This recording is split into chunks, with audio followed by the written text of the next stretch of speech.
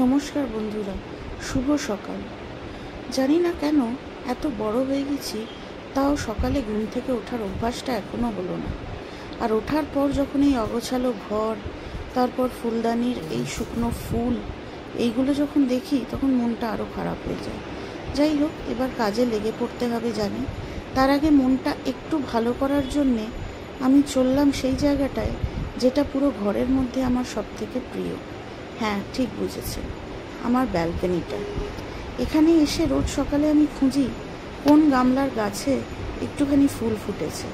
আজকের কি সুন্দর দেখুন, এই ছোট লাল ফুলগুলো ফুটেছে, আর বাইরের দিকে গোলাপি রঙের এই ফুলগুলো ফুটেছে। এটা দেখে মনটা খুশি হয়ে গেল। এইটুকুই করার চেষ্টা করি। আমাদের এখানে দিল্লিতে এত পলিউশন যে গাছপালা হওয়া খুবই মুশকিল, তার মধ্যেই যতটুকু একটু হয়। যাই হোক, আমি চললাম এখন স্নানে। বাকি দিনটা আপনাদের সবার ভালো কাটুক।